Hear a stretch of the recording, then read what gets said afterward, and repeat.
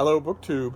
I feel like I have to start the video with that fuzziest of BookTube traditions, a preemptive apology. I ordinarily can't stand them. When I hear them on a video, I ordinarily want to tell the BookTuber, you don't really need to apologize for anything, just go on, do what you want to do. But I feel like I have to apologize for the background noise. It's just unearthly, and it started at 7:05 this morning. Jackhammers, backhoes, traffic honking, trucks, forklifts, you name it, gravel dispensers, ripping up the street and making an unbelievable amount of noise. And then at 8 something or other, just sort of icing on the cake, for the first time ever in my life in Massachusetts, a low-level 100 feet flyover by a fighter wing from the nearby military base. So the end of the world, and that some of that is bound to be audible over my shouting and ranting. But I thought we would go through the mail, because that has its own joys, and you can for a moment forget the outside world. Although 7 in the morning on a Saturday. Anyway, the first item is not a book. It's the Christian Science Monitor. It's the print edition of the Christian Science Monitor, which my editor always sends me. She always sends me a copy when I have a piece in it. She always includes a cute little note and a tab for where my review is. In this case, it is a review of Madeline Blais's book, To the New Owners. An absolutely wonderful memoir of Martha's Vineyard that you really shouldn't miss. And it's really nice. I know that I say this all the time, or maybe I don't. I might not. I might keep the professional side of my life a little distant from BookTube, because I wonder that it might bore you all. But I gotta tell you, it's really nice to open a magazine or a newspaper and see a whole page devoted to yourself, to your own words. That's really nice. I am incredibly grateful for that. And of course, if you feel like seeing these reviews, feel free to go to the Christian Science Monitor and subscribe. The young people in the newsroom do an excellent job. It's not just me. It's actually a really good periodical to subscribe to. And if you subscribe because of my book reviews, which appear every week, with an additional multi-book roundup once a month, feel free to let somebody know that. as any freelancer will tell you, that's gold. I don't mean to stress it too much, because I am very fortunate in that I have, in almost every venue that I write for, I have developed over the years a rather vocal fan base. People who like my reviews, people who like the tone that I strike. They've been writing handwritten letters for years to various editors saying, we like this. He tells a good story. He doesn't talk down to us. That sort of thing. So anyway, so the Christian Science Monitor, that's very good. What I tend to do, I will read it from front to back, but then what I tend to do when I'm done with that is pull out my review and put it in the book, rather than keep the whole thing. So now we'll move on to the mail proper. Now that we're done with the ego stroking, we'll move on to the mail proper. Let's see here. What is this first one? What kind of trouble can we get into? Oh, great. Okay, fantastic. This is actually part of the aforementioned multi-book roundup. This is the finished copy of Bob Berman's Zapped, which is it's a very lively book about all the spectrum of light. And it comes out in the first week of August, and it will be part of science book roundup that will be coming out in August that I did. 3 science books. This is one of them. And of course the new Richard Dawkins collection of occasional pieces. I could not do that. But it was great fun, and this is the finished copy. So wonderful. Now we'll move on. Let's see. That's a good start. And that's actually a Christian Science Monitor heavy start, so I object to that. Let's see here. It's very nice to have a publishing home, and I am incredibly lucky that I have a number of them. That usually doesn't happen especially when you're testing the fates by leaving the profession, staying away for a quarter of a century, and then returning. Ordinarily, you try to return, you get nowhere. It's very nice. Okay, this next one is the paperback release of something that it comes out on the 1st of August. You might actually have seen it on this channel in hardcover. This is a classic example. This BookTube channel is now a classic example of something that friends of mine have been complaining about or observing for decades, which is that once I become familiar with something, once a pleasure becomes a familiar part of my world, I tend to get a little fuzzy on how long it's been in that world. So if I were, for instance, to have a friend who got a job reviewing novels for the Wall Street Journal 6 years ago, and I see at the Prattle a novel from 1950 with a Wall Street Journal blurb, I'll turn to him and say, that was a great blurb of yours. But anyway, it's The Vatican Princess by C.W. Gortner. It's a novel about Lucretia Borgia. It's a lovely thing. And I don't remember if I reviewed it. I don't remember if I did. Oh, no, wait, never mind, I did. Okay, all right, well, all right, asked and answered. But I didn't review it for Open Letters, which makes it, I think, fair game for me to notice it in paperback, because I'd kind of like to talk about it again. So there we go, the Vatican Princess, and then we'll move on from there. One of these vacuum-packed things. That never opened correctly. You literally have to tear it apart because it's machine stamped closed. So you just have to rip it to shreds when you want to open it, which is kind of ridiculous. But what have we got here? Oh goodness, it got dinged up and that's a thing that I've heard. Simon Savage complained about it. I've heard Thomas at SFF 180 complained about it. Is that these packages, even before you rip them open, they have already damaged the book. So this is a finished copy of when does this come out? This comes out in probably August. Yes, August. This is the finished copy of Robert Wright's book, Why Buddhism is True: The Science and Philosophy of Meditation and Enlightenment. At the heart of Buddhism is a simple claim. The reason we suffer, and the reason we make other people suffer, is that we don't see the world clearly. At the heart of Buddhist meditative practice is a radical promise. We can learn to see the world, including ourselves, more clearly, and so gain a deep and morally valid happiness. In this path-breaking book, Robert Wright not only shows how taking this promise seriously can change your life, how it can loosen the grip of anxiety, regret, and hatred, but also how it can deepen your appreciation of beauty and of other people. He also shows why this transformation works. Drawing on the latest in neuroscience and psychology and armed with an acute understanding of human evolution, Wright explains why the path toward truth and the path toward happiness are the same path. In the light of modern science, both the Buddhist diagnosis and Buddhist prescription make a whole new kind of sense. Bullhooey.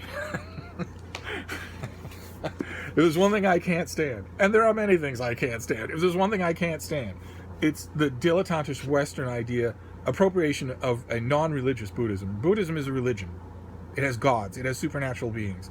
And the idea that is described here, that the reason we suffer and make other people suffer is that we don't see the world clearly, is premised on the fact that large parts of the world are invisible, intangible, and supernatural. No parts of the world are invisible, intangible, and supernatural. No parts of the world are supernatural. No parts of the world can be understood by aligning yourself more closely than you already are with gods. And this kind of, front parlor, domesticated Buddhism just drives me up the wall. Because what does it do? You heard in that description what it does. It takes the responsibility for your own moral decisions out of your hands. Your moral decisions will line up just perfectly once you are able to accurately perceive the true nature of reality. And isn't it lucky for you, there are a whole bunch of people around willing to teach you that true nature of reality for a low price. What's this thing? This is $27, and it's just the tiniest tip of the iceberg. Drives me nuts. There is no supernatural validation for moral probity. None. You have to make these decisions on your own, based on what you can observe. And what you can observe is what I can observe. And if you say you see it and I can't, and you can't show it to me, you don't see it. Oh God. It's like a Nam flashback. We're back to ranting. Here. Let's put why Buddhism is true. Buddhism is not true, but there might be practices in Buddhism that are very helpful, and maybe this book covers them. I never actually read an advanced copy of it, so who knows? I will find out. Believe it or not, I will read it fairly, even though its premise infuriates me. Let's just move on, shall we? What's this next one?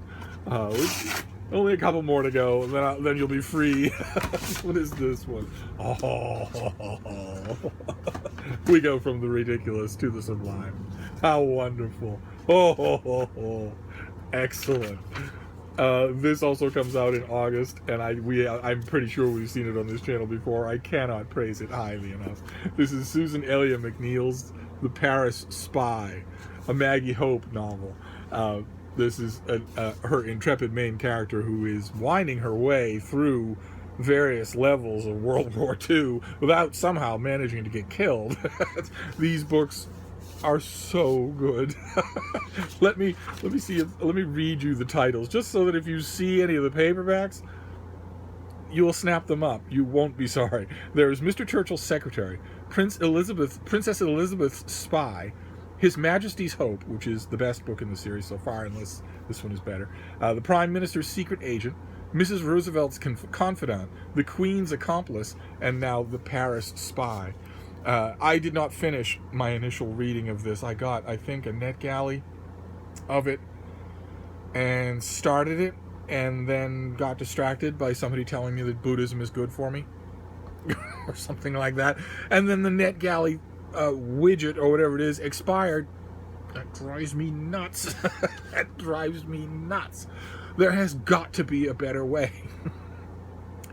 I understand the thinking behind NetGalley. You know, they lend these things out. They don't want a million different things floating around everywhere. It's an invitation to piracy. It's an invitation to delinquency. And it's an abuse of the privilege. It's an abuse of hospitality. But if when I'm applying for my NetGalley account, if I can supply NetGalley with ample, up-to-date evidence, which you have actually seen it, with ample, up-to-date evidence that I am a working, paid book critic, I would like to think it would be possible for them to send me a super widget that does not expire. I have other meatballs on my plate. I have other things to write and read. It would be nice if my widgets did not expire. And it's not like they'd have to do it with everybody. They could make a rule. They could say, if you are a critic reaching a certain numerical cutoff point for an audience, things that we can go to Wikipedia and verify, then we will send you an actual electronic galley of the book that you can just put on your computer, and it's yours. We're not going to worry about you pirating it. We're not going to worry about anything like that. We'll have the Half-Life stamped widgets for, so one of the nice things about NetGalley is how generous they are. So if you have a BookTube channel with 500 subscribers and you make one video every month, or if you have a book blog that you've been doing for 2 years and that has a readership of 300, they will almost certainly approve you for at least some books. Some of their publishers that sign up for NetGalley just want word of mouth. They're not fishing around for anything else, and that's fine. That's wonderful of them to do. It's actually a service that you should all look into. Those of you who review things, it's not really a lending library, but That's fine, and that's probably a huge amount of their clientele. Surely the smaller segment of people who might actually work from those widgets. Anyway, I started ranting. The part that I read was delightful, but that doesn't surprise me. This whole series is absolutely delightful. When I read the first book, I thought, ew, this might make my back teeth ache. I absolutely love a strong female lead in a book. Absolutely love it. But I don't like anachronism in a historical novel. So V.I. Warshawski, Sarah Presky's V.R. Warshawski, can punch out as many lecherous cab drivers as there are stars in the heaven, and I'll be happy every single time. But I don't want Isabella d'Este in the Italian Renaissance punching out people. The worst offender so far is Lindsay Davis's ongoing series, her new ongoing series of Roman murder mysteries starring a female sleuth. I have read 2 of them, and they were utterly preposterous. Just utterly preposterous. They were wishful thinking projected back 2,000 years, so that the main character is going into